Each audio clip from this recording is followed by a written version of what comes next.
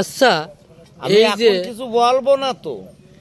এই যে আগামী ডিসেম্বর মাসে এই অন্তর্বর্তীকালীন সরকারের প্রধান উপদেষ্টা ডক্টর মোহাম্মদ ইউনূস স্যার যে বলেছেন যে ডিসেম্বর নাগাদ জাতীয় নির্বাচন অনুষ্ঠিত হবে।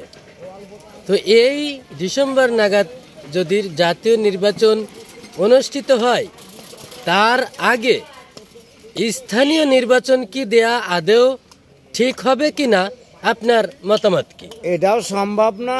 আর অন্তর্বর্তীকালীন সরকার বা কেয়ারটেকার সরকার তাদের স্থানীয় নির্বাচন দেওয়ার এখতিয়ার নাই সংবিধানে, এটা আমি ভাবি।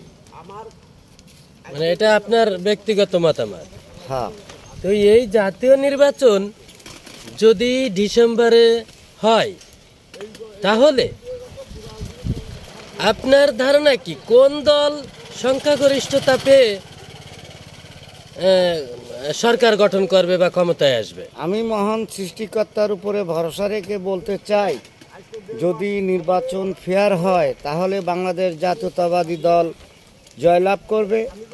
আর যদি ডক্টর মোহাম্মদ ইউনূস সাহেব ভালো একটা নির্বাচন না দিতে পারে, তাহলে সেটা অন্যদিকে যাইতে পারে। তবে আমার দৃঢ় বিশ্বাস যে উনি একটা ভালো নির্বাচন দেবে, ভালো একটা নির্বাচন দেবে এবং সেই নির্বাচনে সারা বাংলাদেশের জনগণ বিএনপির দিকে তাকিয়ে আছে, বিএনপিকে ভোট দিয়ে রাষ্ট্রীয় ক্ষমতায় বসাবে।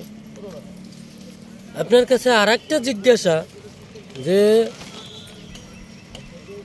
বাংলাদেশ জাতীয়তাবাদী দল বিএনপির ভারপ্রাপ্ত চেয়ারম্যান তারুণ্যের অহংকার জনাব তারেক রহমান বারবার তার নেতা কর্মীদের উদ্দেশ্য করে বলতেছেন, সতর্ক করছেন যে আপনারা নৈরাজ্য সৃষ্টি করবেন না, কোনো রকম বিশৃঙ্খলা সৃষ্টি করবেন না, আর জনগণের পাশে থাকুন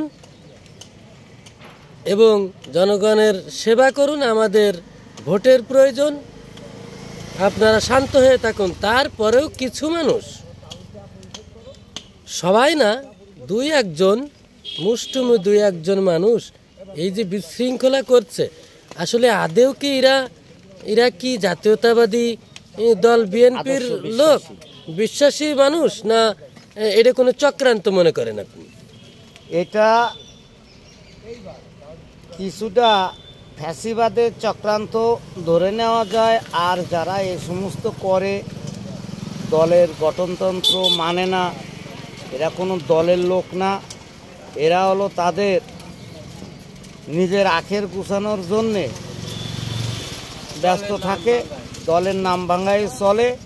তবে দেখুন, বাংলাদেশের ইতিহাসে এই জুলাই বিপ্লবের পর থেকে এই 6 মাসের ভিতরে বাংলাদেশ জাতীয়তাবাদী দল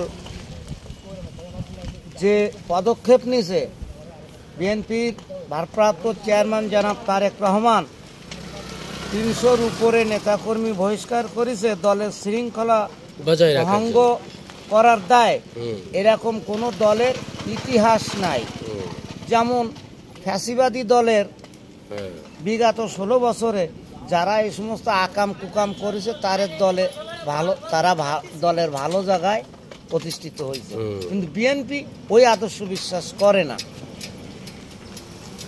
এই জন্য বাংলাদেশের সবচেয়ে জনপ্রিয় মানুষ, বর্তমান বাংলাদেশের সবচেয়ে জনপ্রিয় নেতা, সবচেয়ে জনপ্রিয় একজন মানুষ, জনপ্রিয় নেত্রী ছিলেন বেগম জিয়া।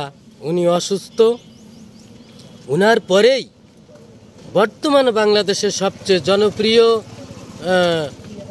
মানুষ, ব্যক্তিত্ব এবং নেতা আপনি কাকে মনে করছেন?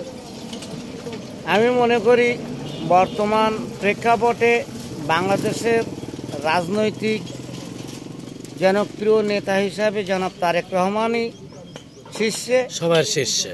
যেমন বিগত ফ্যাসিবাদী সরকারের প্রধানমন্ত্রী বলেছিলেন যে জিয়াউর রহমান একটা কুলাঙ্গার পয়দা করেছে, কিন্তু আসলে যে উনার যে কুলাঙ্গার, সে নাস্তিক মুনাফেক। জনাব তারেক রহমানের শরীরে একজন প্রেসিডেন্টের রক্ত, তিনবারের সফল প্রধানমন্ত্রী তার মাথা এই বাংলাদেশের প্রধান নারী মুক্তিযোদ্ধা, এই বাংলাদেশের গণতন্ত্রের মাথা, তার পেটের সন্তান কুলাঙ্গার হতে পারে না। কিভাবে এই ফ্যাসিবাদী প্রধানমন্ত্রী কিভাবে এই কথাটা বলে? শেখ হাসিনা বলেছেন। শেখ হাসিনা। অথচ তার ছেলে, তার বিবেক করা উচিত ছিল যে তার যে দুইটা সন্তান, কিভাবে তার স্বামীকে কোনোদিন সে মূল্যায়ন করে নাই।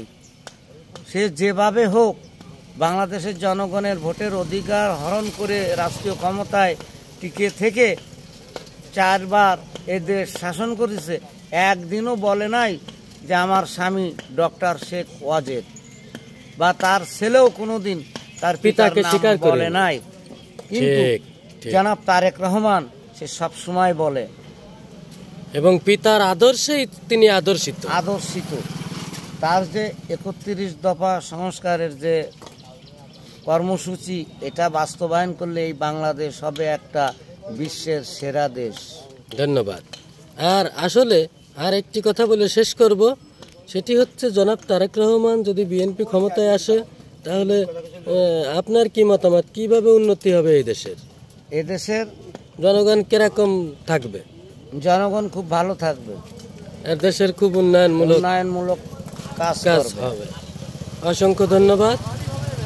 আপনি একজন বাংলাদেশ জাতীয়তাবাদী দল বিএনপির শ্রমিক দলের একজন নেতা হিসাবে আপনাকে অসংখ্য ধন্যবাদ। ভালো থাকবেন।